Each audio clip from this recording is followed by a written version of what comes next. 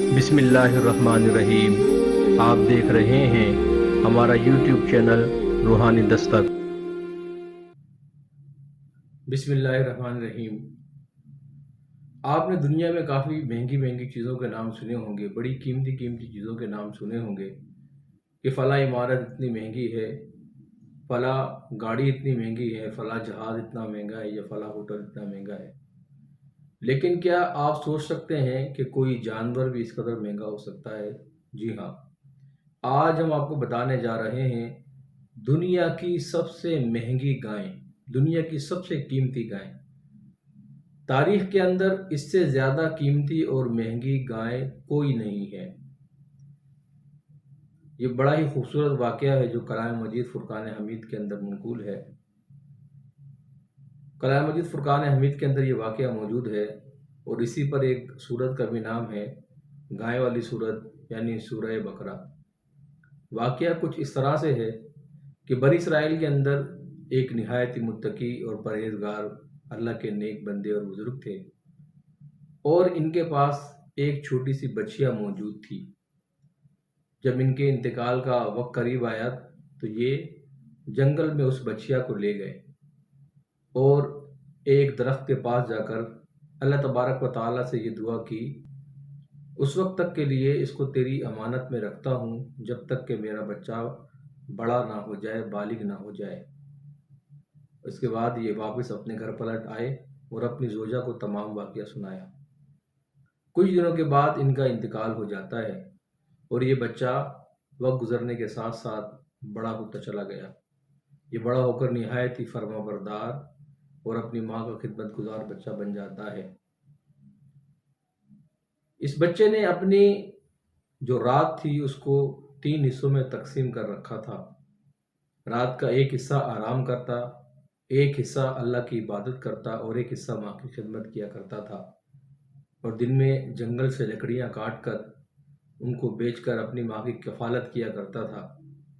یہ ایک سادہ سی زندگی گزار رہے تھے۔ پھر ایک دن اس کی ماں نے اپنے بیٹے کو بلایا اور کہا، بیٹا، تمہارے والد نے میراث کے اندر ایک بچیا چھوڑی تھی جو جنگل کے اندر فلاں درخت کے پاس اللہ کی امانت میں رکھی ہے۔ جنگل میں جا کے اس درخت کے پاس دعا کرو کہ اے اللہ، میرے والد نے جو امانت تیرے پاس رکھی تھی وہ مجھے عنایت فرما۔ اس نے دعا کی، اللہ نے دعا کو قبول فرمایا اور وہ گائیں واپس آ گئی۔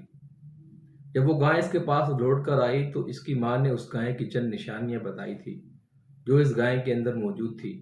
اس کی ماں نے اس کو بتایا تھا کہ بیٹا، وہ گائیں ایسی ہوگی کہ اس کی جلد سے گویا سورج کی کرنیں نکل رہی ہوں یا سونے کی بنی ہوئی ہو۔ وہ گائیں بالکل اسی طرح کی تھی۔ یہ گائیں کو لے کر اپنے گھر آ گیا۔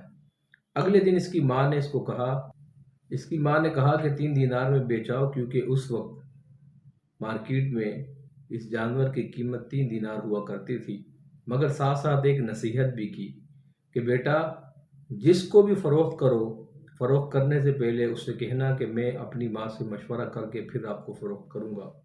چنانچہ یہ گائیں لے کر مارکیٹ میں چلا جاتا ہے۔ بازار میں ایک شخص اس کو ملتا ہے جو اس کو کہتا ہے کہ میں تمہاری یہ گائیں 3 دینار سے زیادہ میں خرید لوں گا، لیکن میری ایک شرط ہے کہ تم اپنی ماں سے مشورہ کیے بغیر یہ گائیں مجھے دے دو۔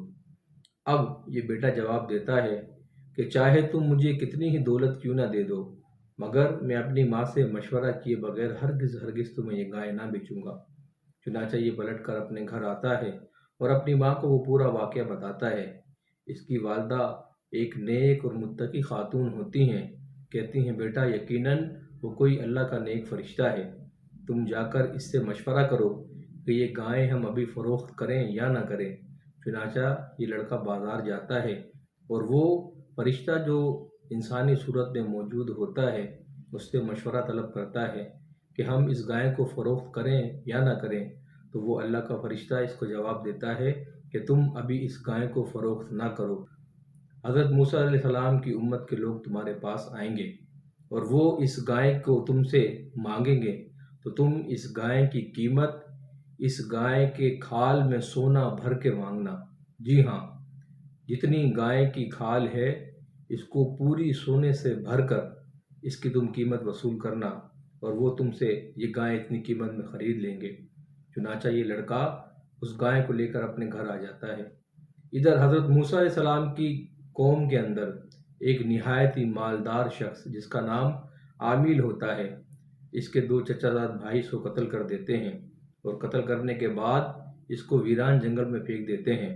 اب لوگ، کیونکہ وہ امیر کبیر بندہ تھا، اس کے قاتلوں کو جاننے کے لیے حضرت موسیٰ علیہ السلام کے پاس حاضر ہوتے ہیں، اور حضرت موسیٰ علیہ السلام سے عرض کرتے ہیں کہ اس کے قاتل کے بارے میں اللہ سے پوچھ کر بتائیں۔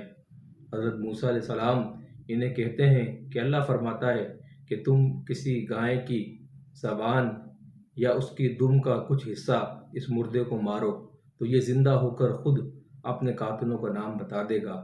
اب یہ بنی اسرائیل والے کچھ حجت کرتے ہیں، کہتے ہیں کہ اس گائے کا رنگ کیسا ہو، وہ گائے جوان ہو یا بوڑھی ہو، وہ گائے گبن ہو یا نہ ہو، اس کی کھال کیسی ہونی چاہیے۔ ان کی حجتوں کی وجہ سے یہ مشکل میں پڑ جاتے ہیں، اور انہیں جس گائے کا بتایا جاتا ہے وہ گائے ہو بہو وہی گائے ہوتی ہے جو اس نیک صالح مرد کے بچے کے پاس موجود ہوتی ہے۔ یعنی اللہ فرماتا ہے کہ وہ ایک ایسی گائے ہو جو نہ جوان ہو نہ بوڑھی ہو، اور اس کی جلد ایسے چمکدار ہو جیسے گویا سونے کی بنی ہوئی ہو، اور سورج کی کرنیں نکل رہی ہوں۔ تو اب یہ گائے کو ڈھونڈتے ڈھونڈتے اس مقام تک پہنچ جاتے ہیں، اور اس مقام پر پہنچنے کے بعد اس گائے کو پاتے ہیں، لڑکے سے اس کی قیمت پوچھتے ہیں، تو وہ لڑکا کہتا ہے کہ اس گائے کی قیمت یہ ہے کہ جب تم اس کو ذبح کرو، ذبح کرنے کے بعد اس کی کھال کے اندر سونا بھر کر مجھے دو۔ تو کیونکہ انہیں ضرورت ہوتی ہے، وہ اس گائے کو اس منہ مانگی قیمت پر خرید لیتے ہیں، یعنی کہ ایک گائے کھال کے اندر سونا بھر کر قیمت پر وصول کی جاتی ہے۔ یوں یہ دنیا کی مہنگی ترین گائے ہیں، یوں یہ دنیا کی قیمتی ترین گائے ہیں۔ اب یہ گائے کو لے کر جاتے ہیں، اور اس گائے کو ذبح کرنے کے بعد اس کی دم اور اس کی زبان کا کچھ حصہ جب مردے کو مارا جاتا ہے تو وہ زندہ ہو کر بتا دیتا ہے کہ مجھے میرے دونوں چچا زاد بھائیوں نے قتل کیا ہے۔ ناظرین، یہ کلام مجید فرقان حمید کا وہ واقعہ ہے جس کے ذریعے ہمیں پتہ چلتا ہے اگر انسان اللہ پر راضی رہے، اگر اللہ کی ذات پر کامل بھروسہ رکھنے والا ہو، شاکر ہو، تو اپنی وراثت میں فقط ایک بچیا بھی چھوڑ جائے تو اللہ رب العزت اس ایک بچیا کے ذریعے ہی اس کے لواحقین کو مالدار بنا دیتا ہے۔ اللہ تبارک و تعالیٰ اس ایک چھوٹے سے ورثے کو ہی ان کے لیے کافی کر دیتا ہے، اور اس سے ہمیں یہ بھی پتہ چل جاتا ہے کہ اگر اولاد ماں باپ کی فرما بردار ہو تو تکلیفوں سے ان کو اچانک یوں ہی نجات حاصل ہو جاتی ہے، جیسے ایک معمولی گائے سونے کے وزن کے برابر فروخت ہو گئی، اور اسی طریقے سے تمام پریشانیاں ان کی ختم ہو گئی۔ اللہ رب العزت سے دعا ہے اللہ کریم ہمیں کلام مجید فرقان حمید سے جڑنے، اس کے اندر موجود جو ہمارے لیے اعمال ہیں ان کو اختیار کرنے کی توفیق عطا فرمائے۔ آمین۔